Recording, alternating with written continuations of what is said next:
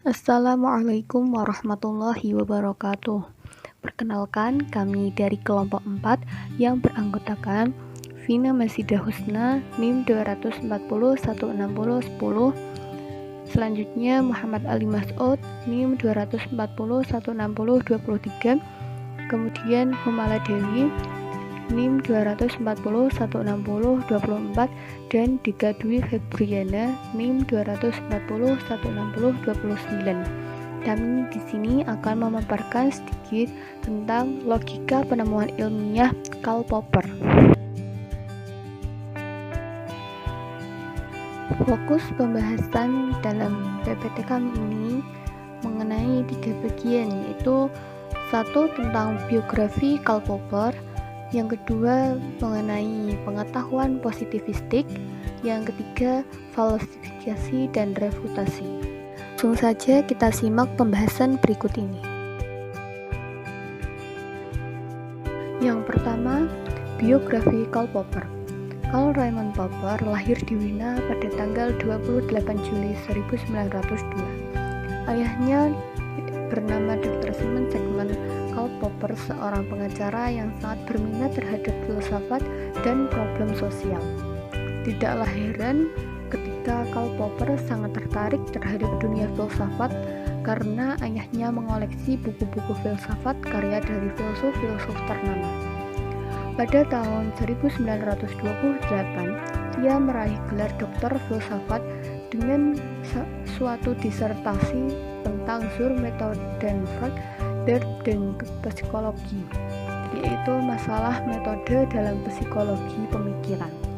Pada tahun berikutnya, Popper memperoleh gelar diploma pada bidang matematika dan ilmu pengetahuan alam. Tokoh yang cukup berpengaruh terhadap pemikiran filsafat Popper adalah Karl Bühler antara tahun 1919 sampai 1920. Dia adalah seorang profesor psikologi di Universitas Wina. Keberminatan belajar Popper tidak hanya di bidang filsafat saja, melainkan pada matematika, fisika, dan kimia. Ini dibuktikan dengan lulusnya Popper pada ujian Matura tahun 1922 sebagai kualifikasi untuk mengajar ketika ilmu tersebut. Popper banyak belajar pada Karl Bühler. Bühler memperkenalkan kepada Popper 3 tingkatan fungsi bahasa, yaitu ekspresif, stimulatif, dan deskriptif. Lalu, pada perkembangannya, Popper menambahkan fungsi keempat, yaitu fungsi argumentatif yang dianggapnya paling penting karena merupakan basis pemikiran kritis. Popper meninggal dunia pada tanggal 17 September 1994 di Croydon, London Selatan dalam usia 92 tahun akibat komplikasi penyakit kanker.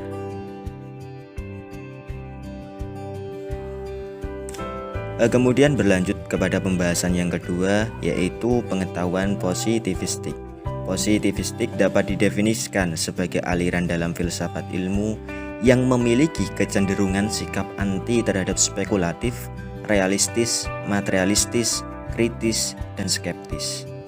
Tokoh filsuf pertama yang memperkenalkan aliran ini adalah Auguste Comte dengan bukunya yang berjudul Cours de Philosophie Positive. Menurut Karl Raimund Popper, aliran positivistik yang memandang ilmu empiris sebagai sebuah sistem pernyataan yang memenuhi kriteria logis tertentu, sehingga kebermaknaan atau verifiabilitas akan memberi satu jawaban saja, sehingga kesimpulan yang didapat dari pengamatannya bahwa verifikasilah yang menjadi standar untuk menentukan apakah suatu ilmu dapat dikategorikan sebagai sains atau ilmu pengetahuan atau pseudosains atau ilmu semu.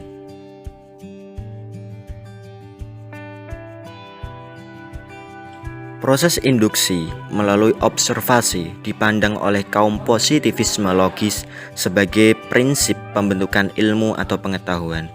Bagi kaum positivisme logis, kebenaran suatu teori umum dapat ditentukan dan dibuktikan melalui prinsip verifikasi, yakni ditentukan kebermaknaan dan ketidakbermaknaannya berdasarkan kriteria dapat atau tidaknya dibenarkan secara empiris. Ilmu atau pengetahuan dipandang ilmiah selain dibangun dengan prinsip induksi melalui eksperimen maupun observasi, juga harus dipandang memiliki kemampuan untuk menjelaskan dan meramalkan. Secara sederhana, keilmiahan suatu pengetahuan dapat dilihat melalui skema di bawah ini. Gambaran ilmu seperti yang digambarkan oleh kaum positivisme logis ini memberi penegasan yang tampak meyakinkan mengenai sifat dari suatu ilmu atau pengetahuan, yakni selain dayanya yang mampu meramalkan dan menjelaskan, juga adanya sifat keobjektifan dan reliabilitasnya yang lebih unggul dibanding jenis-jenis ilmu atau pengetahuan yang lain. Tetapi bagi Popper, suatu teori atau proposisi ilmu atau pengetahuan tidak dipandang bersifat ilmiah hanya karena bisa dibuktikan kebenarannya melalui verifikasi seperti anggapan mereka, tetapi karena dapat diuji dengan melalui berbagai percobaan sistematis untuk menyangkalnya. Bila suatu hipotesa atau suatu teori dapat bertahan melawan segala penyangkalan, maka kebenaran hipotesa atau teori tersebut semakin diperkokoh, atau yang oleh Popper disebut corroboration. Semakin besar upaya untuk menyangkal suatu teori, dan jika teori itu ternyata terus mampu bertahan, maka semakin kokoh pula keberadaannya. Selanjutnya, Popper menegaskan bahwa setiap teori ilmiah selalu hanya bersifat hipotesis, yakni berupa dugaan sementara, tidak akan pernah ada kebenaran final. Setiap teori selalu terbuka untuk digantikan oleh teori baru yang lebih tepat. Falsifikasi dan refutasi. Falsifikasi berasal dari bahasa Latin yakni falsus yang artinya palsu atau tidak benar dan facer yang artinya membuat. Falsifikasi adalah cara memverifikasikan asumsi teoristis seperti hipotesis, teori dengan menggunakan pelawannya. Ini dilakukan dengan data yang diperoleh melalui eksperimen. Popper menawarkan falsifikasi dengan cara uji kesalahan dan uji logika realita. Popper pun mampu mendekonstruksi ilmu positif dari cara induktif menjadi deduktif dengan cara uji kesalahan. Sehingga ilmu-ilmu agama seperti teologi dan metafisika memiliki kesempatan yang sama dengan ilmu empiris untuk dibuktikan kebenarannya secara ilmiah. Itulah kritik sekaligus solusi yang disampaikan oleh Karl Raimund Popper terhadap ilmu positivistik.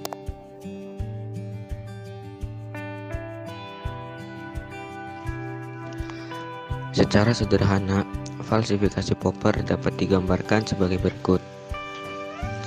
Yang pertama, teori atau ilmu, kemudian prediksi melalui uji falsifikasi, dan lalu jika hasil prediksi atau uji falsifikasi salah, maka semua atau seluruh premis dalam teori atau ilmu juga salah. Teori tidak dapat diverifikasi, tetapi hanya dapat difalsifikasi. Dari sinilah terlihat jelas bahwa keberadaan kritik atas teori atau proposi ilmu menjadi sebuah keniscayaan. Begitu juga setiap ilmuwan juga tidak dibenarkan alergi terhadap kritik.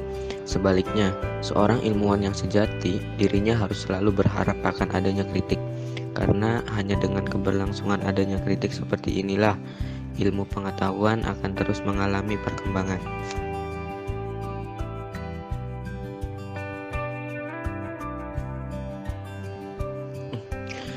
Keberadaan kritik tidak lain merupakan bentuk realisasi prinsip refutasi atau penyangkalan terhadap suatu teori.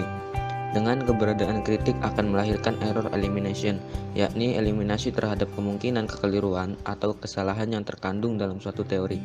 Begitu juga semakin berlangsung keberadaan error elimination, maka semakin bermunculan pula teori-teori yang baru. Dari sinilah menurut Popper, keberadaan ilmu pengetahuan akan terus berkembang. Menurutnya, proses perkembangan ilmu pengetahuan seperti ini tidak dengan jalan akumulasi bukti-bukti positif yang mendukung satu teori, seperti pandangan kaum positivisme. Oleh sebab itu, bagi Popper, kebenaran suatu ilmu bukan terletak pada pembenaran atau verifikasi, melainkan melalui upaya penyangkalan terhadap proposisi yang dibangun oleh ilmu itu sendiri, atau falsifikasi. Semakin kuat ilmu pengetahuan itu dapat bertahan dari segala macam ujian, maka semakin dapat dipertanggungjawabkan pula kebenaran dalam keilmuan itu sendiri.